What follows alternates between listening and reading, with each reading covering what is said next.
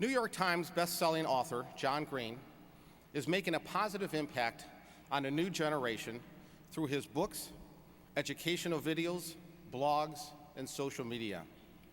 While John's books have been written primarily for a young adult audience, they have been appreciated by young and old alike and now been published in more than a dozen languages.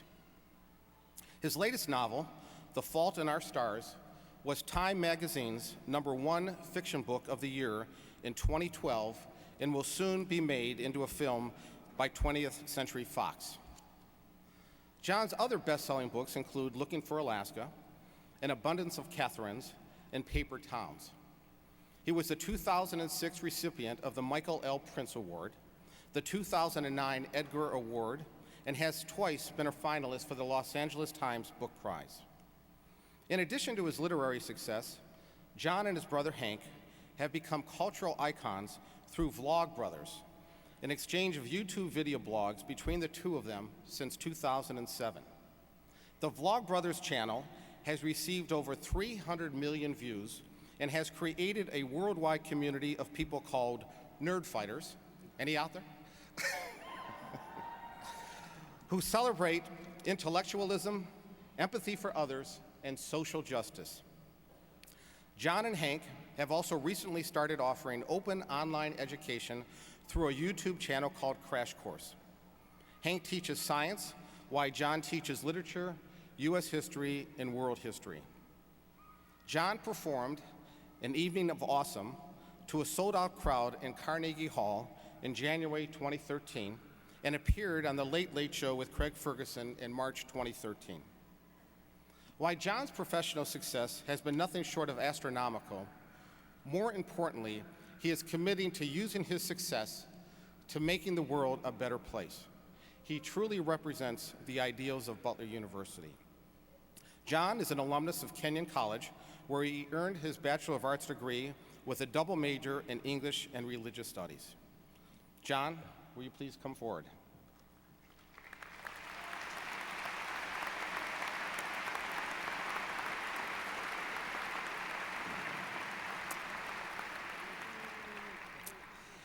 On the recommendation of the faculty, with the approval of the Butler University Board of Trustees, and by the authority vested in me, I confer upon you, John Green, the degree of Doctor of Letters honoris causa with all the rights, privileges, and responsibilities thereto.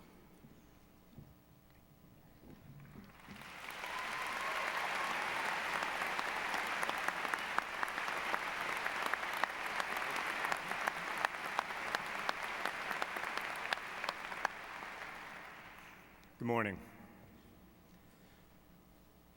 It's going to take me a minute to unfold this.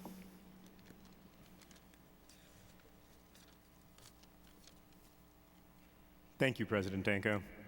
Those are the first words of my speech. My own commencement speaker, who shall remain nameless, began his speech with a lame joke about how these gigs only come in two varieties, short and bad. And that raised my expectations tremendously, and then he went on to speak for 26 minutes. So I'm just going to tell you right now, 12 minutes flat, 11:45 if you don't laugh. I do want to congratulate everyone who's here today, and I do mean everyone. Parents, families, friends, professors, coaches, every single person in Hinkle today has given something to make this moment possible for the class of 2013, except for me. But everyone else has. But I want to wish special congratulations to you graduates today.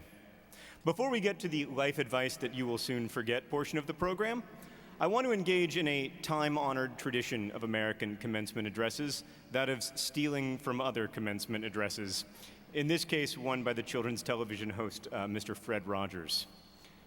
I want you to spend 1 minute, which I know is an eternity in the age of the internet, but I want you to spend 1 minute, if you will, thinking of some of the people who helped you to get to today, the people who loved you and without whose care and generosity you might not have found yourself here graduating from Butler, or watching someone you love graduate, or seeing your students graduate.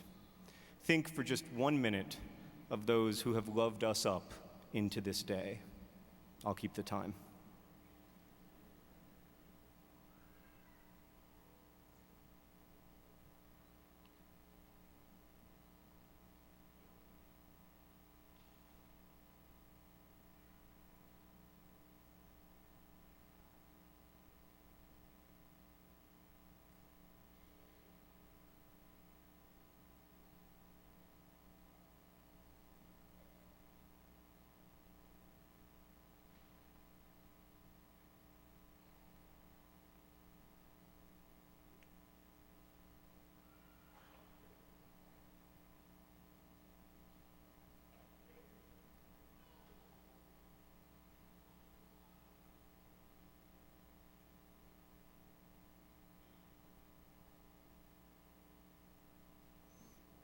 Those people are so proud of you today.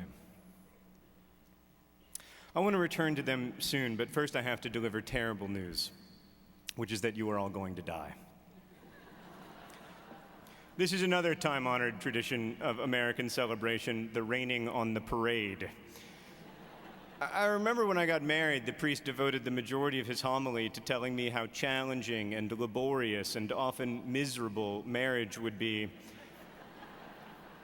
And I kept thinking, that seems like something that could wait for tomorrow. But no, it can't. You're going to die. Not only that, it gets worse. Everything you ever make or think or experience will be washed away by the sands of time. The sun will blow up. No one will remember Cleopatra ruling Egypt, or Crick and Watson untangling the structure of DNA, or Ptolemy fathoming the stars, or even that improbably wonderful game against Gonzaga.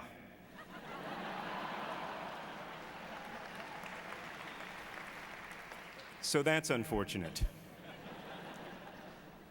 But I would argue that it's good to be aware of temporariness on a day like today, when you're thinking about what you want to do with your life.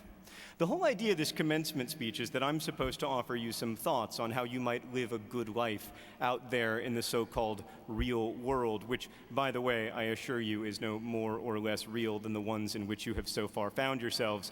But I can't give any advice about how to live a good life unless and until we establish what constitutes a good life.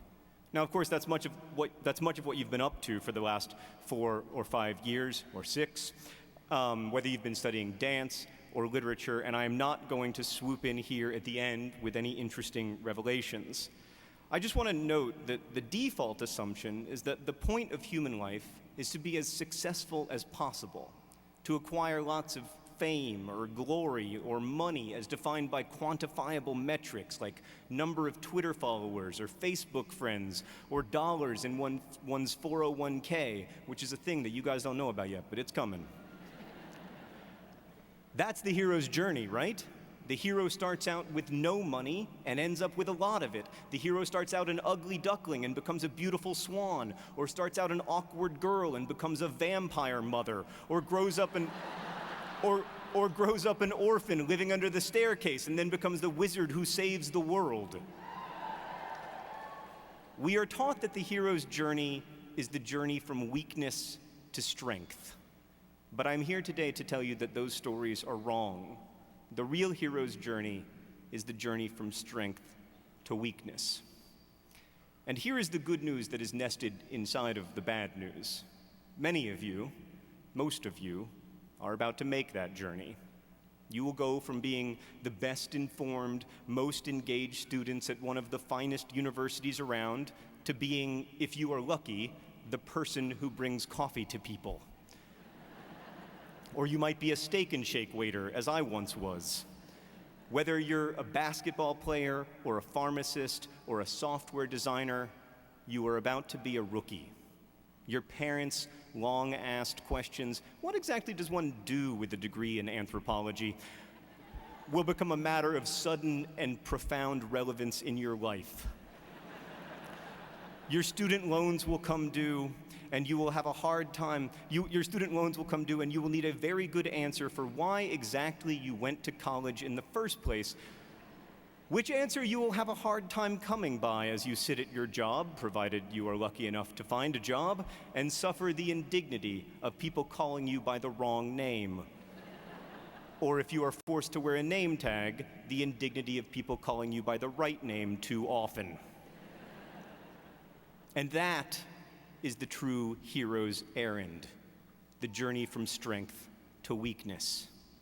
And because you went to Butler, you will be more alive to that experience. You will be better able to contextualize it and maybe even find the joy and wonder hidden amid the dehumanizing drudgery. For example, when I graduated from college, I worked for a while as a data entry professional. And I would often call to mind William Faulkner's brilliant letter of resignation from the United States Postal Service, which went like this. As long as I live under the capitalistic system, I expect to have my life influenced by the demands of moneyed people. But I will be damned if I propose to be at the beck and call of every itinerant scoundrel who has 2 cents to invest in a postage stamp. This, sir, is my resignation, William Faulkner.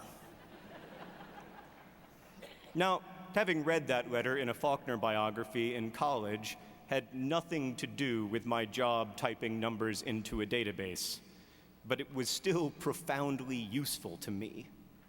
Education provides context, and it provides comfort, and it provides access, no matter the relationship between your field of study and the trajectory of your post-collegiate life. But still, you are probably going to be a nobody for a while. You are going to make that journey from strength to weakness. And while it probably won't be an easy trip, it is a heroic one. For in learning how to be a nobody, you will learn how not to be a jerk. And for the rest of your life, if you are able to remember your hero's journey from college grad to underling, you will be less of a jerk. You will tip well. You will empathize. You will be a mentor and a generous one. In short, you will become like the people you imagined in silence a few minutes ago. And let me submit to you that this is the actual definition of a good life. You want to be the kind of person who other people who may not even be born yet, will think about in their own silences, years from now at their own commencements. I'm going to hazard a guess that relatively few of us closed our eyes and thought of all the work and love that Selena Gomez or Justin Bieber put into making this moment possible for us. We may be taught that the people to admire and emulate are actors and musicians and sports heroes and professionally famous people. But when we look at the people who have helped us, the people who actually change actual lives, relatively few of them are publicly celebrated. We don't think of the money they had, but of their generosity. We don't think of how beautiful or powerful they were, but how willing they were to sacrifice for us. So willing at times that we might not even have noticed they were making sacrifices. So with all that in mind, I'd like to share with you a few pieces of what I believe to be rock-solid advice about, proper adulthood. First, and perhaps most importantly, don't worry too much about your lawn. You will soon find that almost every adult American devotes tremendous time and energy to the maintenance of an invasive plant species called turf grass that we cannot eat. I think you should choose a better obsession. Also, you may have heard that it is better to burn out than it is to fade away. That is ridiculous. It is much better to fade away. Always fade away. And keep reading. Specifically read my books, ideally in hardcover, but also keep reading other books.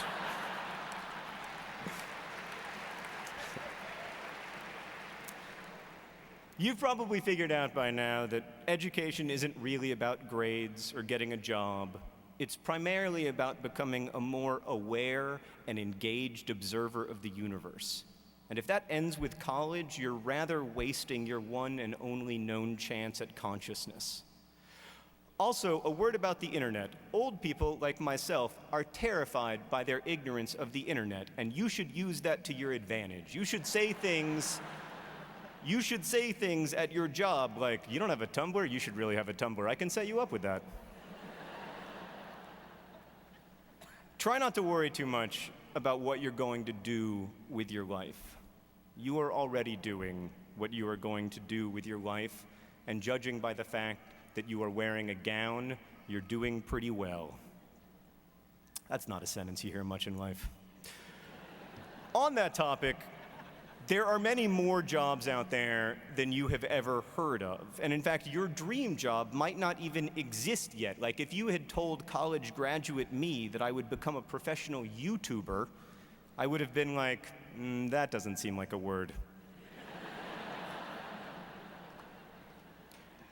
And lastly, I want to encourage you to be vigilant in the struggle toward empathy.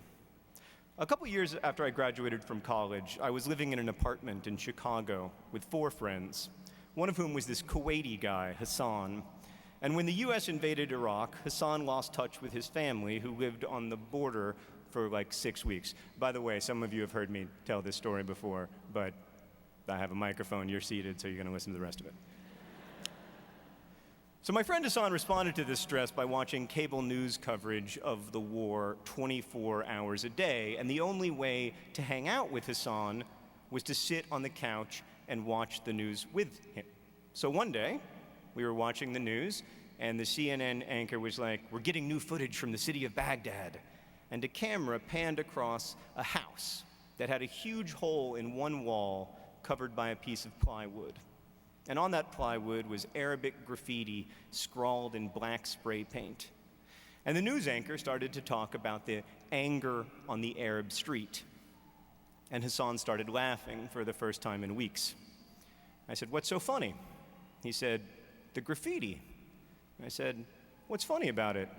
And he looked at me and he smiled and he said, "It says, 'Happy birthday, sir, despite the circumstances.'"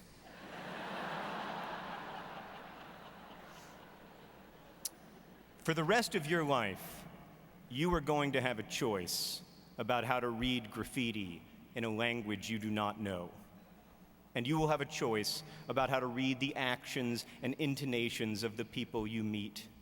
And I would encourage you as often as possible to consider the "happy birthday, sir, despite the circumstances" possibility.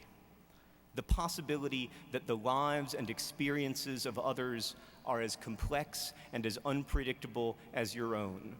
That other people, be they family or strangers, near or far, are not simply one thing or the other, not simply good or evil or wise or ignorant, but that they, like you, contain multitudes, to borrow a phrase from the great Walt Whitman. That's difficult to do. It is difficult to remember that people with lives different and distant from your own even celebrate birthdays, let alone with gifts of graffitied plywood. You will always be stuck inside of your body, with your consciousness, seeing the world through your own eyes. But the gift and challenge of your Butler education is to see others as they see themselves, to grapple meaningfully with this cruel and crazy and beautiful world in all its baffling complexity. I know that we have not left you the easiest path, and I am sorry, but I have every confidence in you, and I wish you a very happy graduation, despite the circumstances. Thank you.